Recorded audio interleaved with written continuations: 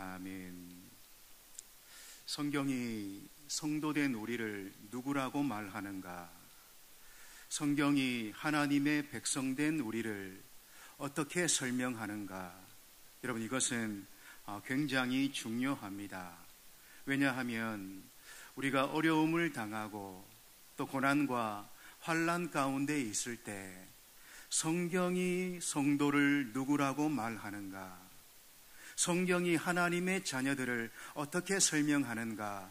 그것을 이해함으로 우리가 이겨낼 수 있는 힘과 소망을 얻기 때문에 그렇다라는 것입니다. 여러분, 오늘 그런 의미에서 오늘 본문을 잘 보시기 바랍니다. 오늘 성경은 성도된 우리를 이렇게 설명합니다. 본문 7절 말씀 우리 같이 한번 읽도록 하겠습니다. 시작. 우리가 이 보배를 질그릇에 가졌으니 이니 심히 큰 능력은 하나님께 있고 우리에게 있지 아니함을 알게 하려 함이라. 오늘 성경은 성도된 우리를 질그릇에 여러분 비유하고 있습니다. 여러분이 질그릇 그 특징이 뭐겠습니까? 이 질그릇의 특징은 너무나 잘 깨어진다라는 겁니다. 어디에 부딪히거나 또 떨어뜨리게 되면 어떻게 됩니까? 그냥 깨어져 버리고 마는 거죠. 그러니까 잘나고 못나고 여러분 따질 것 없이 우리 모든 인생은 다 어떻다라는 겁니까? 다 이와 같이 연약하다, 약하다, 여러분 그런 말이지요. 우리 인생이 다 그런 것 같습니다. 다 연약하고 다 나약합니다. 태어날 때부터 여러분 특별하게 태어나신 분, 빼어나게 태어나신 분 혹시 계십니까? 태어나자마자 막 뛰어다니고 7살, 8살 됐을 때 막 몇 개 국어를 살라살라 그렇게 하고 15살 되기도 전에 세상의 모든 지식을 다 섭렵하는 혹시 그런 분 계십니까? 없죠. 사람은 다 거기서 거기입니다. 조금 더 낫고 조금 더 못하고 사실은 다 비슷비슷한 거죠. 여러분, 중요한 건 그렇게 재능이 특출나고 또 머리가 뛰어나고 그렇게 태어나는 게 중요한 것이 아니라 그 사람 안에 무엇을 담고 있는가, 그 심령 안에 무엇을 담고 있는가, 여러분 사실 이게 중요한 겁니다. 여러분, 질그릇을 한번 생각해 보십시오. 조금 더 우리가 이해하기 쉽게 다른 걸로 표현하면 뭐가 있겠습니까? 제가 고민을 해봤는데 언뜻 떠오르는 것이 이 다라이가 떠올랐습니다. 근데 다라이는 아닌 것 같아요. 그래서 제가 조금 더 고민했더니만 이 단지가 떠올랐습니다. 이 질그릇은 마치 단지와 매우 유사합니다. 여러분, 단지 안에 물이 담기면 물단지가 되죠. 그 단지 안에 소금이 담기면 뭐가 됩니까? 소금 단지가 됩니다. 꿀이 담기면 꿀단지가 되고 보물이 담기면 뭐가 됩니까? 보물단지가 되는 거죠. 여러분, 이와 같이 단지는 그냥 단지입니다. 근데 거기에 뭐가 담기느냐에 따라서 그 이름이 달라지게 되는 겁니다.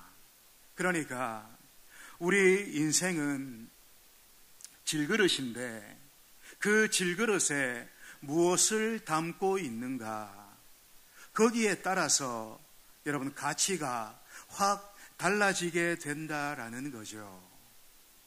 여러분, 성도된 우리는 무엇을 담고 있습니까? 오늘 성경은 우리를 보배를 담은 자들이라 그렇게 말씀합니다. 여러분, 이 보배는 뭘까요? 우리가 읽지는 않았습니다만은 이 앞절인 6절을 보면 이 보배는 바로 예수 그리스도를 말하고 있습니다. 그러니까 성도된 우리는 보배 대신 예수님을 담고 있는 사람들이라 그렇게 말하고 있는 거죠. 그러니까 그 예수 때문에 우리가 보배를 담은 단지, 보물을 담은 단지가 되어졌다라는 것입니다. 여러분, 바울이 예수님을 발견하고 난 다음에 그가 이런 고백을 했습니다. 예수 믿기 전에 자랑하던 모든 것을 내가 뭘로 여긴다고요? 예수 믿기 전에 내가 그렇게 자랑하던 그 모든 것을 이제는 내가 뭘로 여긴다, 그렇게 고백했잖아요. 뭘로 여긴다 했습니까? 배설물로, 죄송합니다, 똥으로 여긴다, 그런 말이 되는 거죠. 여러분, 우리 인생은 빈손으로 왔다가 빈손으로 가기 때문에 사실 그 속에 들어있는 것 아무것도 아닌 겁니다. 아니, 그 속에는 사실 배설물밖에 있지를 않은 거죠. 근데 여러분, 이 복음이 뭐라고 우리에게 말씀합니까? 배설물 단지밖에 안 되는, 다시 말해 똥 단지밖에 안 되는 우리 인생이 예수를 담아서 예수를 담은 단지가 되었다. 다른 말로 예수 보배를 담은 보물 단지가 되었다. 그렇게 복음이 말씀하고 있는 겁니다. 여러분, 이 일이 오늘 우리에게 일어난 줄로 그렇게 믿습니다. 꼭 믿으시기를 축복합니다. 그러면 왜 이 연약한 질그릇 같은 우리 인생에 이 예수님이란 보물이 들어와 계시는 걸까요? 오늘 우리가 읽은 본문 7절 하반절에서 그 이유를 이렇게 설명합니다. 우리 7절 하반절 이는부터 같이 한번 읽도록 그렇게 하겠습니다. 시작. 이는 심히 큰 능력은 하나님께 있고 우리에게 있지 아니함을 알게 하려 함이라. 여러분, 이 말씀 잘 보십시오. 무슨 말입니까?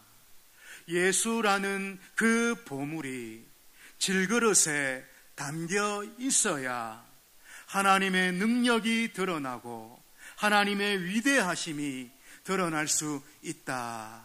그렇게 말하고 있는 거죠. 여러분, 세상의 사람들은 보물을 담기 위해 그 보물을 담는 그릇마저도 어떻게 합니까? 아름답게, 값비싸게 그 그릇을 꾸밉니다. 하지만 하나님은 그렇게 하시지를 않습니다. 여러분, 생각해 보십시오. 만일 보물이 담겨 있는 그 그릇이 너무 아름답고 너무 화려하다면 그 안에 담겨 있는 그 보물의 소중함이 어떻게 되겠습니까? 감소되고 덜할 수가 있다라는 거죠. 그래서 하나님 어떻게 하십니까? 하나님의 그 능력을 드러내시기 위해, 하나님의 위대하심을 더 드러내시기 위해 연약한 자들을 사용하시고 약한 자들을 사용하시고 못난 자들을 사용하신다라는 것입니다. 여러분, 그러므로 중요한 것은 우리의 약함이 아니에요. 우리의 부족함도 사실 중요한 게 아닙니다. 정말로 중요한 것은 내가 만왕의 왕이신 만주의 주이신 그 예수를 내가 정말로 담고 있는가? 질그릇 같은 내 인생 가운데 참 보배이신 그분이 진실로 내 안에 담겨 있는가? 내 삶이 그 보배 되신 예수로 충만한가? 여러분, 이게 사실은 더 중요한 거죠. 우리가 그분을 진짜 닮고 있다면, 우리 가정이 그분을 진짜 보배로 닮고 있다면, 여러분, 그러면 저절로 하나님의 능력이 드러나게 되는 겁니다. 저절로 하나님의 위대하심이 나타나게 되는 거죠. 여러분, 이렇게 볼 때 오늘 성도된 우리의 그 싸움 어디에 있을까요? 나를 의지하지 않고 내가 얼마나 보배 되신 예수님을 의지하며 그렇게 살아가는가? 내가 나를 주인으로 삼지 않고 하나님을 내 진실한 주인으로 얼마나 삼고 살아가고 있는가? 여러분, 이게 오늘 성도된 우리의 싸움이 아닌가 그렇게 여겨집니다. 그런데 우리 가운데에는 질그릇인 내가 금그릇으로 변해야지, 질그릇인 내가 보석 그릇으로 변해야지, 여러분, 그 싸움을 하는 분들이 우리 중에 혹 있다라는 것입니다. 여러분, 그렇지 않습니다. 우리는 그대로 질그릇인 거죠. 근데 우리는 자꾸 질그릇인 내가 보석으로 바뀌기를 원합니다. 이제는 죄도 생각나지도 않고 욕심도 일어나지도 않고 밥도 안 먹어도 되고 마치 천사와 같은 그런 경지에 이르기를 우리는 원한다라는 거죠. 그런데 성경은 그것을 가르친 적이 없습니다. 그걸 말한 적이 없어요. 질그릇이 바뀌어서 천사가 된다, 성경은 한 번도 그렇게 말한 적이 없다라는 것입니다. 물론 그 때가 반드시 오기는 옵니다. 언제 그렇게 됩니까? 우리 주님 재림하실 때, 그래서 우리를 천국 백성으로 이끌어 올리실 때 우리는 완전히 변화된 그런 모습으로, 마치 천사와 같은 모습으로 우리는 변화될 것입니다. 지금과는 아주 차원이 다른 그런 사람이 되는 거죠. 그러나 여러분, 지금은 그렇지가 않다라는 겁니다. 이 땅을 살아가는 동안에는 질그릇 자체에는 변화가 일어나지를 않습니다. 질그릇이 천사가 되고 죄도 생각나지 않고 욕심도 생기지 않고, 여러분, 그런 일은 없다라는 거죠. 질그릇 자체에는 변화가 없다라는 것입니다. 여전히 밥도 먹어야 되고 욕심도 일어나고 죄도 생각나는 그런 형편에 우리가 놓여져 있다라는 것입니다. 그러나 그럼에도 불구하고 큰 차이가 있게 되는 거죠. 그런 우리 안에, 질그릇된 그런 우리 안에 보배 되신 주님이 들어와 계신다라는 것입니다. 여러분, 그래서 우리에게 이제 있어야 되는 가장 큰 싸움은 이제 누가 왕인가, 이제 누가 대장인가, 이 싸움이 우리 안에 있게 됩니다.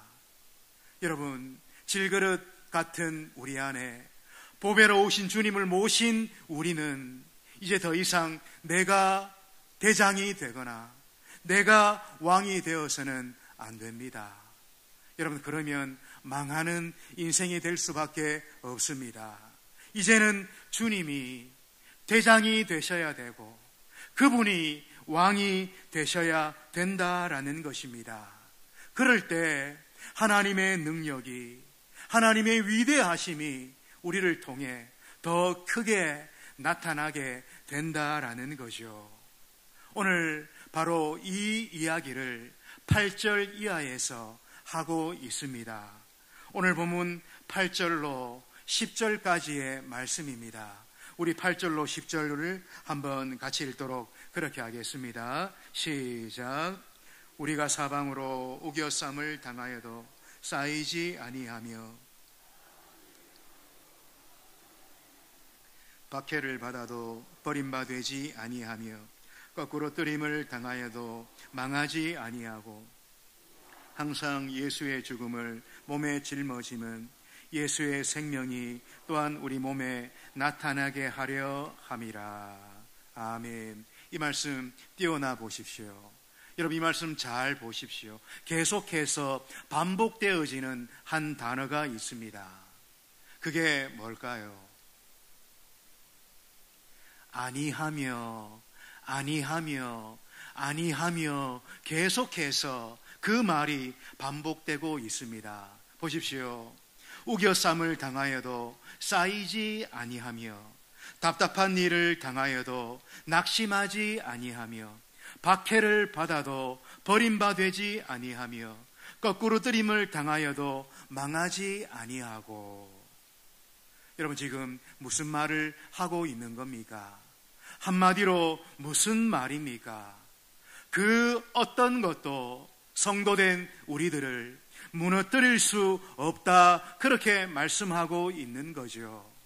사탄도 그 어떤 환경도 성도된 우리를 무너지게 할 수 없다 말씀하는 겁니다. 우리는 넘어져도 다시 일어날 수 있고 다시 일어나게 된다, 그렇게 말씀하고 있는 겁니다. 여러분, 왜 그렇습니까? 내가 대단하기 때문에, 내가 그럴 만한 사람이기 때문에 여러분, 그렇지가 않습니다. 내가 잘나고 내가 그럴 만하고 내가 강하기 때문이 아니라 나는 정말 부족하고 나는 정말 보잘것없지만 내 안에 계신 그 예수님이 강하시기 때문에, 내 안에 계신 그 주님이 능하시기 때문에 우리가 그렇게 될 수 있다 말씀하고 있는 거죠. 여러분, 그러므로 우리는 어떤 상황에서도 그리고 언제라도 이 보배 되신 주님을 붙잡고 다시 일어설 수 있는 줄로 그렇게 믿습니다. 요즘 모든 것이 너무 힘든 그런 때를 우리가 살고 있는 것 같습니다. 가끔씩 우리 권사님들 또 여집사님들 하시는 이야기들을 가만히 들어보면 물가가 너무 올라서 시장 가기가 무섭다, 그렇게 이야기합니다. 어렵다 하고 안 된다 하는 그런 일들이 너무 많고 모든 것이 답답한 그런 상황에 우리가 살아가고 있습니다. 여러분, 이런 때에, 이렇게 어렵고 힘든 때 중요한 게 뭡니까? 보배 되신 예수님, 보배 되신 그 주님을 더욱 단단히 붙드는 것입니다. 오늘 우리에게, 우리가 방금 읽었던 이 8절로 10절의 말씀이 이루어지는 그런 은혜가 우리에게 있기를 바랍니다. 우리가 참 보배이신 그 예수님을 진실로 내 마음에 모신다면, 그 보물 되신 예수님을 진짜 우리 가정의 주인으로 모신다면 우리는 우겨쌈을 당하여도 쌓이지 아니하고 답답한 일을 당하여도 낙심하지 아니하고 박해를 받아도 버림받지 아니하고 거꾸로 뜨림을 당해도 망하지 아니하는 그 은혜가 우리에게 있을 줄로 그렇게 믿습니다. 오히려 그 주님으로 말미암아, 그 예수로 말미암아 더 강해지고 더 복되고 더 힘있는 그런 하나님의 사람들, 그런 하나님의 자녀들로 우리가 새로워질 줄로 그렇게 믿습니다. 이를 꼭 믿으시기를 축복합니다. 이제 끝으로 오늘 한 가지 더 우리가 생각할 것은 읽은 본문 11절의 말씀입니다. 우리 11절 말씀 같이 한번 읽겠습니다. 시작. 우리 살아있는 자가 항상 예수를 위하여 죽음에 넘겨짐은 예수의 생명이 또한 우리 죽을 육체에 나타나게 하려 함이라. 여러분, 이 말씀 잘 보십시오. 조금 어려운 그런 말씀이 아닌가 생각이 됩니다. 여기 우리 살아있는 자, 누구를 말하는 겁니까? 성도된 우리를 말하고 있는 거죠. 항상 누구를 위하여? 항상 예수를 위하여, 항상 나를 위하여가 아닙니다. 죽음에 넘겨짐은 이게 무슨 말일까요? 예수를 위하여 우리 자신을 부인하고 또 부인하고, 예수를 위해 우리 자신을 죽이고 또 죽이는, 그걸 말하고 있는 거죠. 여러분, 그러니까 성도된 우리가 예수를 위해 자신을 부인하고 자신을 죽이고 또 죽일 때, 여러분, 11절 하반절의 그 역사가 우리에게 나타나게 된다, 그렇게 말씀하고 있는 겁니다. 그 11절 하반절의 역사가 어떤 역사입니까? 예수의 생명이 또한 우리 죽을 육체에 나타나게 하려 함이라. 여러분, 이 말씀 이해가 되십니까? 우리 예수님도 이와 비슷한 그런 말씀을 하셨죠. 마태복음 16장 24절 하반절 말씀입니다. 우리 같이 한번 읽겠습니다. 시작. 누구든지 나를 따라오려거든 자기를 부인하고 자기 십자가를 지고 나를 따를 것이니라. 여러분, 예수의 죽음을 우리 몸에 짊어진다. 예수의 죽음을 내 몸에 짊어진다. 여러분, 이 말은 예수님이 지셨던 그 십자가를 나도 또한 따라진다, 그 말이 되는 겁니다. 십자가를 진다는 게 여러분 뭡니까?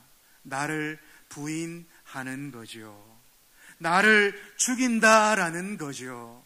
내가 죽는다라는 그런 말입니다.